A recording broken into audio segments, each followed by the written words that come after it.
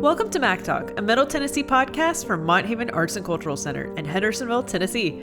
I'm your announcer, Kennedy Galpin. Today's episode is brought to you by our friends at the Park West Foundation, a nonprofit dedicated to making the arts available to everyone. Thank you, Kennedy, and welcome everyone to Mac Talk. I'm your host, John Pitcher. We like to think of the Mac as a cultural town square where we encourage everyone to be their creative best. So, Kennedy, we have a great Toulouse-Lautrec exhibit at Mont Haven right now. Toulouse-Lautrec, of course, was famous for his posters advertising the Parisian cabaret Moulin Rouge. These were the pop art pieces of their day. You know, these were the pieces that kind of blurred the line between fine art and advertising. And that just has me wondering, what are your thoughts about pop art? Yeah, so my thoughts, I love pop art whenever it's more graphic, like in tone and whatnot.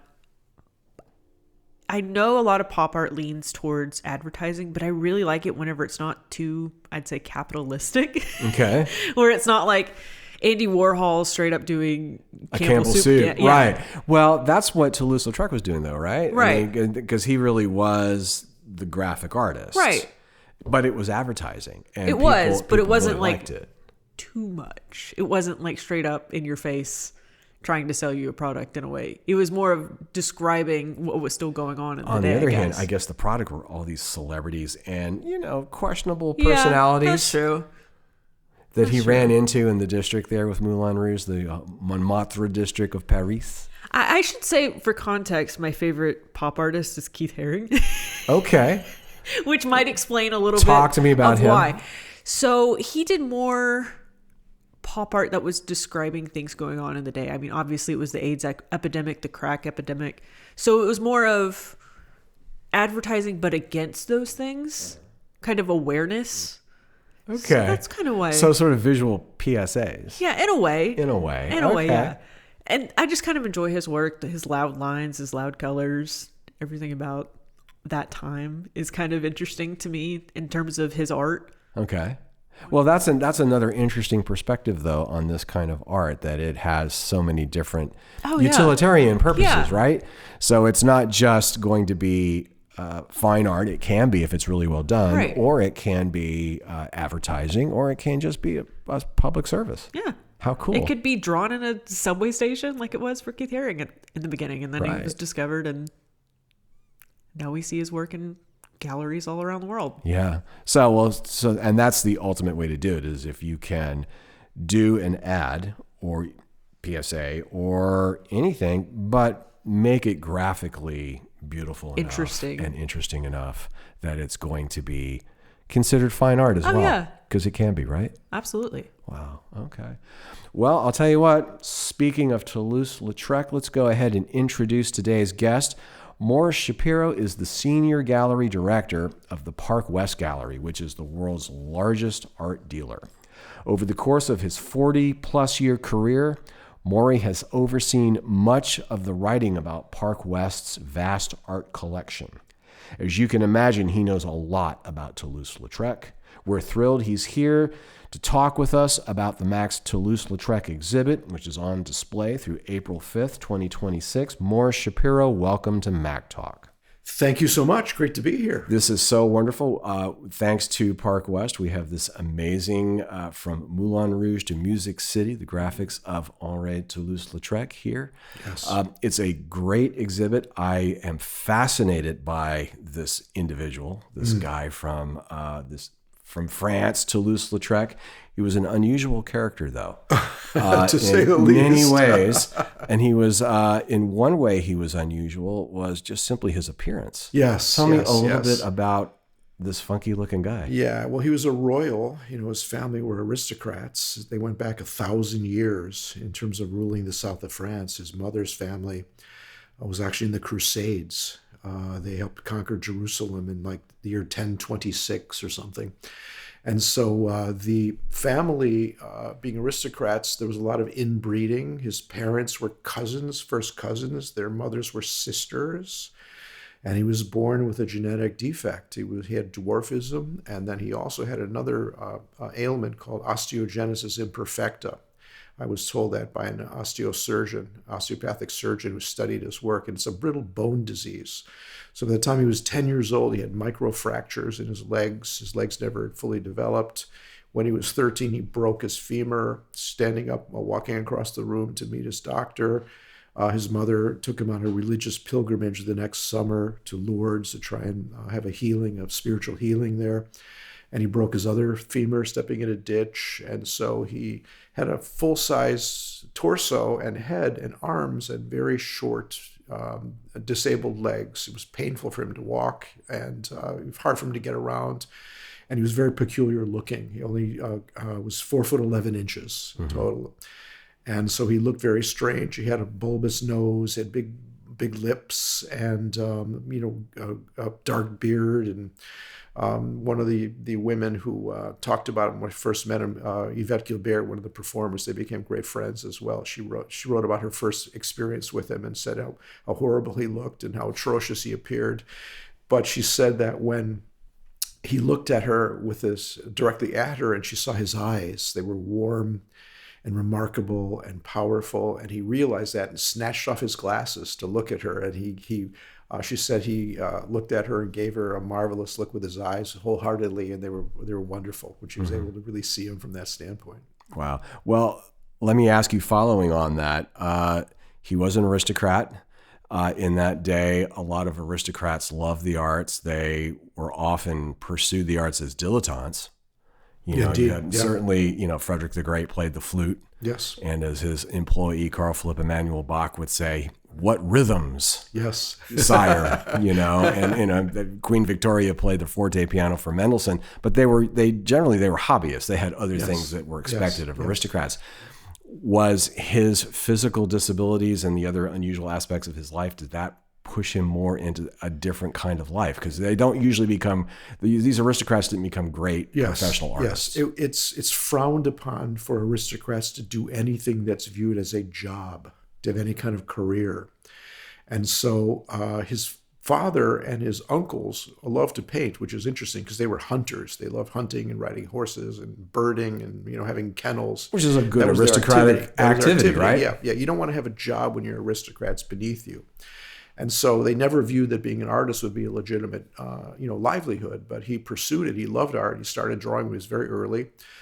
He had a family friend named Prince Ito, who was a painter. Prince Ito also was deaf, and so he saw the fact that he was able to overcome his disability by reading lips, and so that he admired that about him because he had, of course, his own disabilities. And so Prince Ito sort of, carried him along and helped him in his early training and encouraged him to do so. And then he decided he wanted to be an artist, and his parents reluctantly said, okay, and they sent him to Paris, and they enrolled him in the studio of a man named Bonnat, B-O-N-N-A-T, who was a classical painter. He was the most fashionable portrait painter of the day, and he had an atelier for training students in the classical manner. Bonnat was a real taskmaster. Never really liked Henri. He really kind of disdained him. Even after he died, he wrote horrible things about him. But he taught him a lot of the fundamentals. Fit into very many things, I would imagine, in terms of that. Well, of course, Paris had a very important exhibition in 1889. Very famous for that. The Eiffel Tower was unveiled. But there was a lot of cultural diversity there that a lot of artists got to see. Debussy went there and for the first time heard Javanese gamelan music. And that had a huge impact on the kind of composing that he did. A lot of Asian influence at that exhibition. And I know that Toulouse-Lautrec was very much influenced by Japanese woodblocks and those kinds of prints. Could you say a little bit about that? Yeah, because that exhibition is so important to the evolution of art in the 20th century. Absolutely. Japan had opened up trade with Europe, and Japanese products were coming into France, and the French were obsessed with them. It was all about Japonism is what they referred to it. And, fragile items would come in wrapped in Japanese woodcuts, ukiyo-e woodcuts, to protect them as they were being shipped. And so Vincent van Gogh, by the way, who was a student with Toulouse-Lautrec they were friends. They were friends, yes. They actually were studied together at the next studio after Bonnat retired and moved on to a different job. he moved to the studio of Corman, where Vincent was also a student. Vincent was 10 years older than the other boys, but they studied together. And Van Gogh had a collection of Japanese woodcuts that he shared with Henri. And it's interesting, the flat forms, the sort of contrasting patterns, the very strong contour lines that one finds in Japanese woodcuts had a powerful influence on the French. And Toulouse-Lautrec was one of the first artists to really embrace that, along with Van Gogh, and introduce these visual elements into painting at the time, sort of taking Impressionism into post-Impression, if you will, by virtue in many cases of the Japanese influence. Tell me a little bit about his process, about once he started to discover this new way of creating art, and it became a sensation.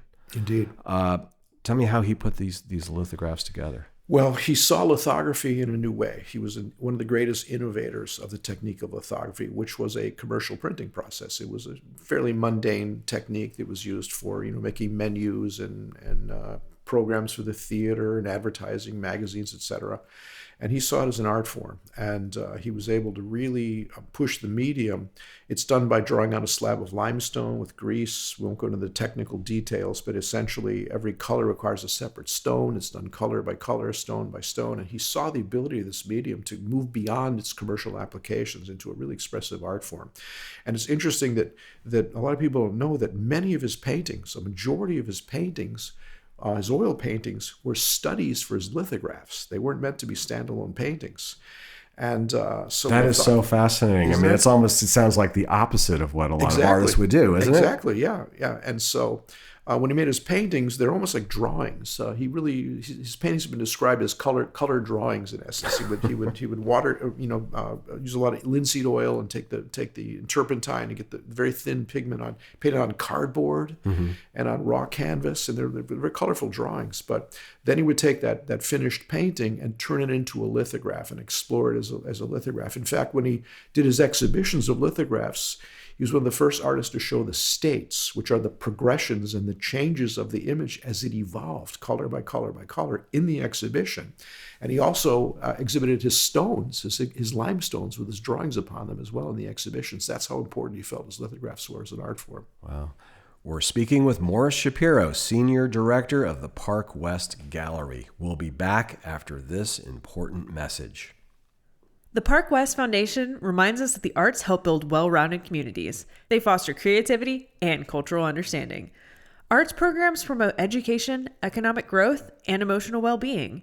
Interested in expanding your own creative horizons? Registration for the Max Teen Immersive Summer Art Camp at Nosy College of Art is now open.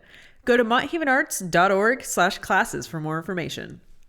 We're back with the Park West Gallery's Senior Director, Morris Shapiro, who's here to talk with us about the Max exhibition From Moulin Rouge to Music City, the graphics of Henri de Toulouse-Lautrec.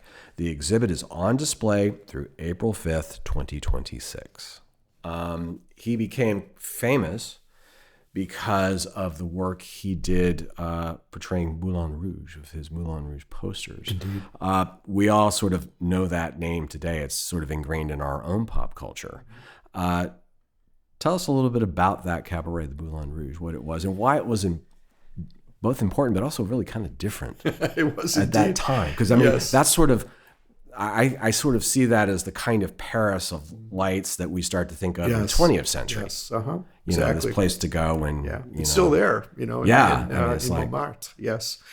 Well, the famous architect Haussmann, I'm sure you're familiar with Haussmann, really reconceived of Paris and changed Paris dramatically, which was very, very wonderful what he did for Paris. But he left Montmartre alone completely, never touched it.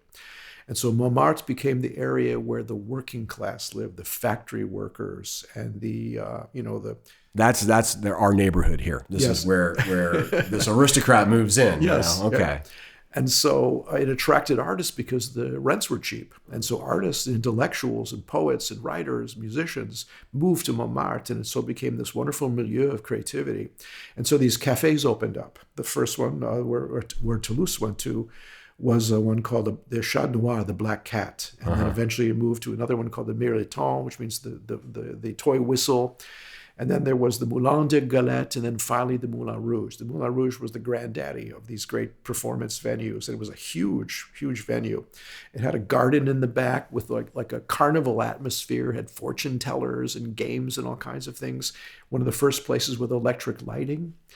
And so it was a regular haunt for Toulouse. He was there almost every night at front row seat. We watched all the performances. It had a giant papier-mâché elephant that performers would actually perform on, and the stage was inside this giant elephant. So it was quite an amazing place.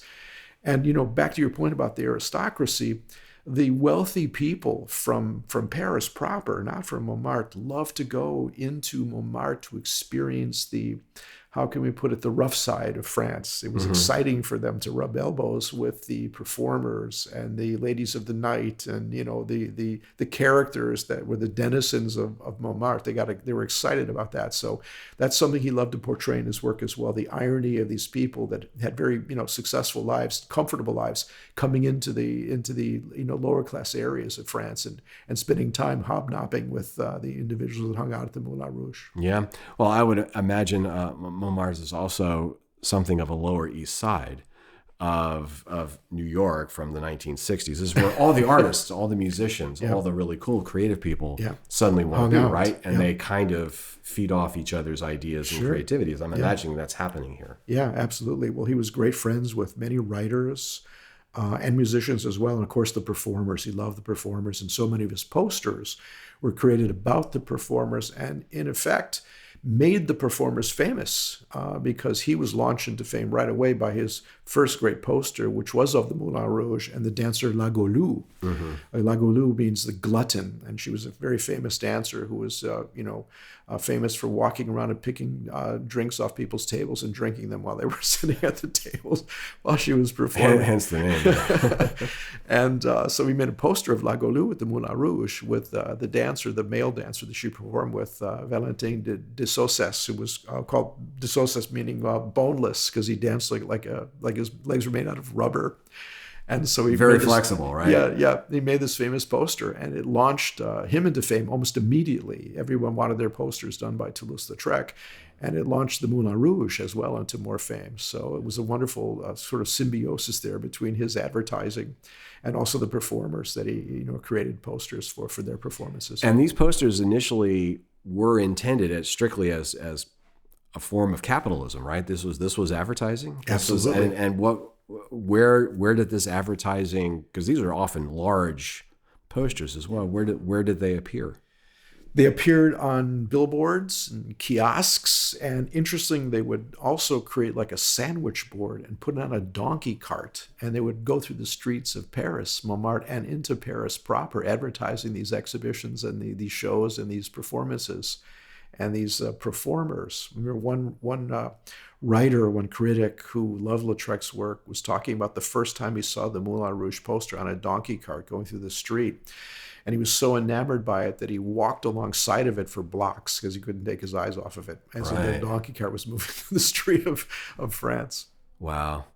And I would imagine that just sort of the subject matter was a little bit new and unusual for that time. It was avant-garde. It was like nothing they'd seen before. Taking this Japanese element we talked about before, dramatic colorations, the purity and simplicity of the imagery, the relevance of negative space as important as positive space, and the flattening of the forms, the stylistic approach of the work. Lautrec was very interested in Art Nouveau at the time, incorporating elements of Art Nouveau into the work as well. And so they'd never seen anything like it. It was a shock for people, and it was just compelling. Some people hated, of course, the academics, thought it was ruining art. Other people were transfixed by it. And the drama of these images and the power of these images visually was so arresting that it really, again, transformed the whole concept of advertising at the time. And I think the great thing to say is that when we look at a Lautrec poster today, it gives us such a great feel for what life was like at that particular time in that particular place. Mm-hmm. And I don't think there's a better compliment you can pay to an artist than saying that their work describe their time and place better than anything else, to give you a real insight in what life was like at that point in time in that particular place. Yeah, but they're also very deliberately creating a new Paris as well, weren't they? I mean, this is a sort of new form of entertainment that they were really promoting in a big way. And speaking of his technique, I also love the way sometimes he could be incredibly minimalist and use no color at all. Just use the white of the paper to be a dress. Yes, I mean, absolutely. I think almost of Mozart using, a rest for silence is an important part of the music. Sure. And he knows how to use just the right amount or no paint at all. Yeah. What a genius. Miles Davis talked about, playing the space. Yeah. Yeah. Same thing. The La Golu poster, the famous poster, the whole center area is La Golu's lifting up her dress with her petticoats, which are just white. And it focuses your eye completely in that area. And so again, it was innovative in so many ways. He was really thinking beyond his time. I think he realized, like so many other artists, that his work would not really be fully appreciated in his lifetime. It would be really appreciated by future generations. Yeah.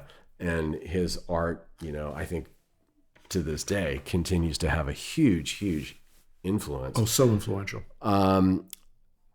But again, maybe getting back to some of the characters, you mentioned a few, but he had can-can dancers. I mean, there were prostitutes and people who would pop up in the art. That was not the subject that the academics would have been including in their art at any time. And of course, at this particular point in time, you have the Impressionists are beginning to emerge as well. And, their art isn't especially popular, at least in the very early stages. It was disdained. It was dismissed as that's not really a portrait of a lily garden. That's just simply an impression of one, But I'm wondering, what was the public reaction, though? I mean, obviously the academics, I could see them not liking this. The proper, well-schooled artist wouldn't care for what they're seeing here. But what was the public reaction? It was mixed. Some of his work was well received. The posters, obviously, which were more about, the exciting café concerts, the performance venues, and the performers that were popular, that was well received. But he also had an important impetus to create the paradoxes that existed in the world, his world at the time, and also the struggles he had psychologically with his life, being a very unattractive man with this, congenital disease. He was not a likely candidate for anyone to marry or to have children with, obviously. And so he sought his companionship with women through the brothels primarily, spent a lot of time in brothels, became friends with many of the working girls there. He actually brought his easels and painted within the brothels. Mm-hmm.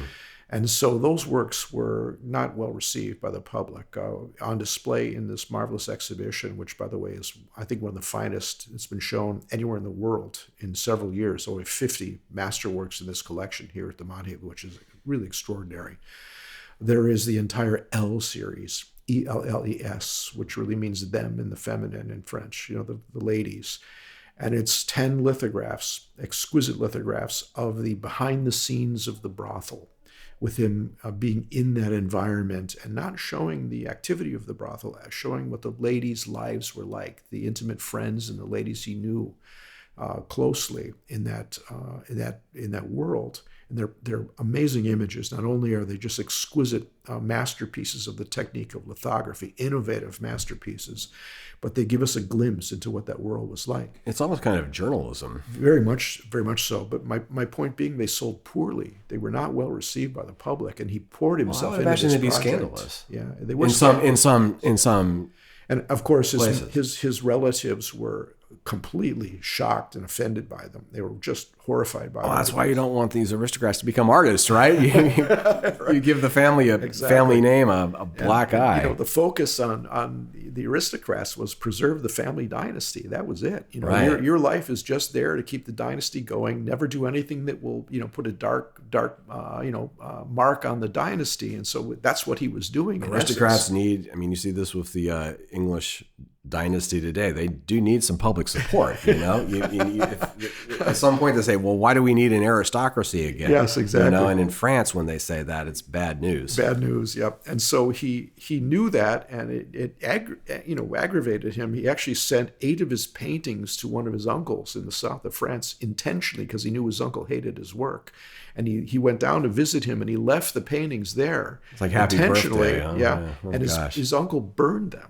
He lit them on fire and burned them. He had a witness to watch the fact that he was burning his nephew's paintings, which was pretty remarkable when you think about it. So that was the kind of response he was getting at the time. Yeah. We're speaking with Morris Shapiro, Senior Director of the Park West Gallery. We'll be back after this important message. The Park West Foundation is a strong supporter of arts education. The arts foster creativity and critical thinking. Students engaged in the arts often perform better academically and develop a lifelong appreciation for diverse perspectives. This message was brought to you by the Park West Foundation, a champion of arts awareness and education since 2006. For more information, visit their website at parkwestfoundation.org. We're back with the Park West Gallery's Senior Director, Morris Shapiro, who's here to talk with us about the Max exhibition From Moulin Rouge to Music City, the graphics of Henri de Toulouse-Lautrec. The exhibit is on display through April 5th, 2026. Well, I am interested. We've talked about the Japanese element and influence, but, Toulouse-Lautrec obviously lived in a great neighborhood. He knew Van Gogh, he knew Degas, he knew a lot of very important artists. But I don't get the sense that those very important artists had a direct influence on what we see in Toulouse-Lautrec's work. And I'm just wondering, who were his influences, and how did these people influence him? He paved his own path, really. He retook his own path. He idolized Degas. Degas was 30 years older than he was, and he took from Degas the cropping element of the work and some of the subject matter that Degas was also focused on. Degas really disregarded him, didn't really spend any time there, kind of ignored him. He finally came to one of Henri's first major exhibitions, his first one-man shows, about over 30 works in the collection. Degas came through, and Henry was there, and he didn't say a word to him. He walked around, looked carefully at all the works of art in the collection, and then as he was walking out, he turned around and said back to Henri, "Well, I guess you're one of us now." So he recognized that he was an artist, but that was all he gave him. But he idolized Well, that Degas. was huge. Yes, it was huge. Get from a guy like Degas. Yes, Yeah. and his early influences, we had Prince Ito, and he had Bonnat, and he had Corman, his teachers, and then the Japanese influence primarily, but there were not many artists that he really, sought to emulate. He wanted to create his own imagery, and he found his own path. He was extraordinarily gifted. He was a brilliant draftsman, and he was an artist who was able to take the academic training that he received from his teachers in Paris, this rigorous academic training. He learned at the highest level, the classical elements of painting, and apply those to the things that interested him. And it was really the society that he was with, his milieu, the writers, the poets, and the artists that he spent time with that allowed him to forge his own path. So in terms of influence directly on him, it was more in the formative years.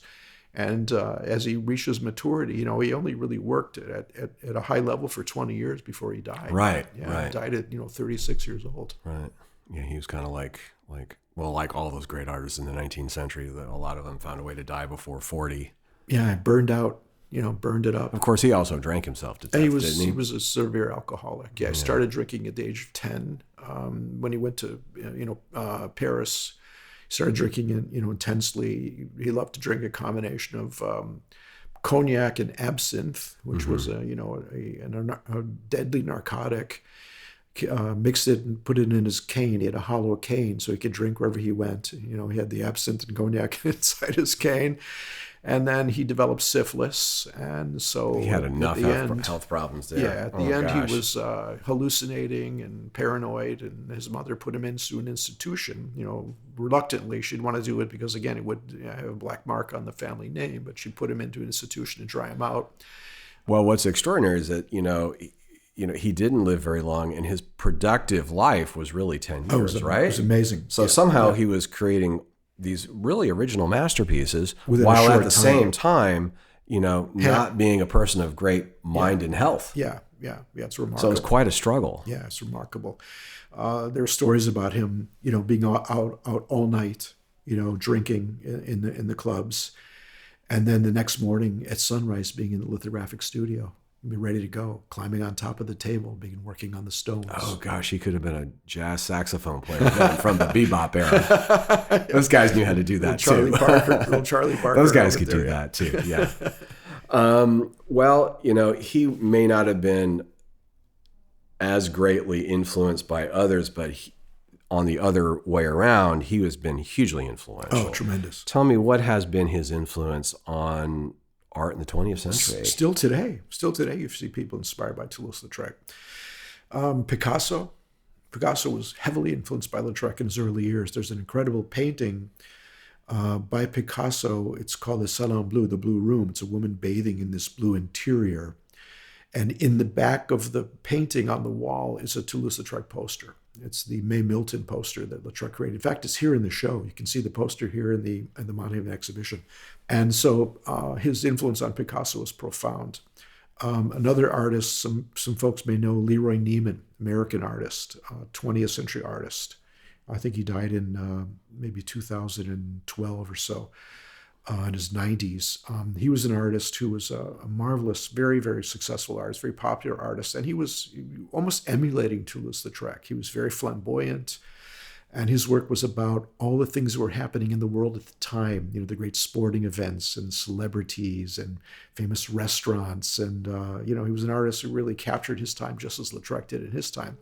And he revered Toulouse-Lautrec. His drawing style was very similar, and his painting style approach as well. Artists like Peter Max, still alive today, the great artist from the 1960s and 70s, heavily influenced by Toulouse-Lautrec, did many depictions of Toulouse-Lautrec, portraits of Lautrec as well. And even an artist, contemporary artist like Itzhak Tarkai, Israeli artist that also was heavily influenced by Toulouse-Lautrec, very famous artist as well. So you've got a lot of artists that, kind of took from Lautrec, as so many artists do. They build upon the artists that came before them, and then they sort of sublimate their work, and then it comes out in their own individual personalities and their own pictorial language. But you can see the influence deeply implanted.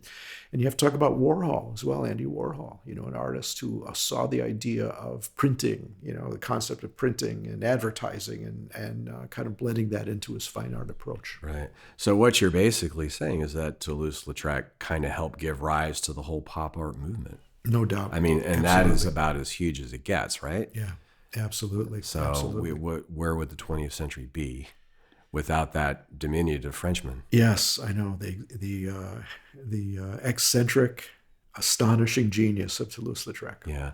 Well, what, in your estimation, what made his work so great? I mean, what is it about those particular lithographs that elevate them from just ads? Yeah. I think it's the psychological power of his work. The fact that because of who he was and the struggles that he encountered physically, emotionally, psychologically, it was implanted into his art and added a dimension to the work that went way beyond just its commercial applications or its aesthetic applications. It was something that had a much deeper approach that we still sense today very powerfully. Wow. So, I mean, obviously what would make any of this stuff great is its lasting value. And in his case, it was commercial art. This was an ad, but he blurs that line between what is fine art and what is just simply commercial art. And it sounds to me like what you're just saying now is a pioneer. Is how he did that. Mm-hmm. Yeah. Think about an artist today. They need to license their imagery. They need to have it in many manifestations in the commercial realm. You have products. You talk an artist like Romero Brito, for example, has been called the most licensed artist in history. There's no Romero Brito without Toulouse-Lautrec. Wow. Okay. When people come here to see this show, are there any particular things they need to be looking for or looking at? Well, the L series is extraordinary. You see all 10 of those lithographs, the ones I talked about before, they're just masterpieces of lithography. And again, so far beyond their time.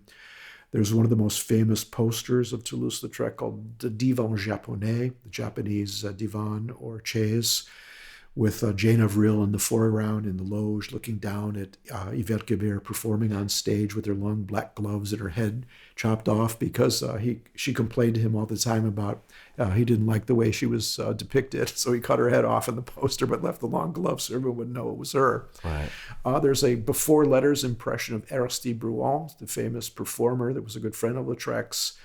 Before letters meaning that it was the actual lithograph that was created, the poster, without any typography. And it was kept in the studio to have typography added to it in the future when they wanted to advertise a particular performance of this artist. So this is, again, what's called a before letters example, which are extremely rare.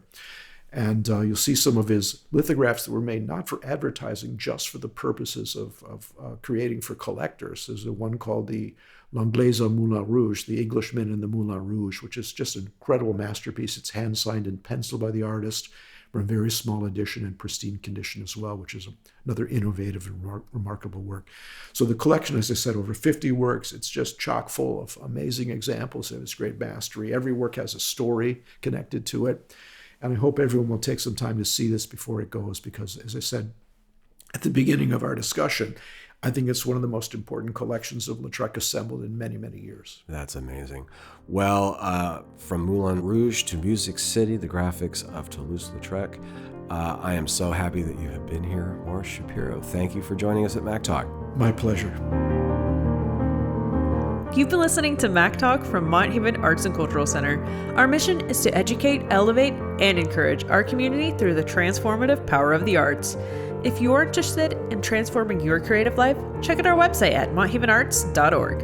Our guest today was Maurice Shapiro, Senior Director of the Park West Gallery. Our podcast music was written by Nashville composer Christina Spinay. I'm Kennedy Galpin. Thanks for listening, and we'll see you next time.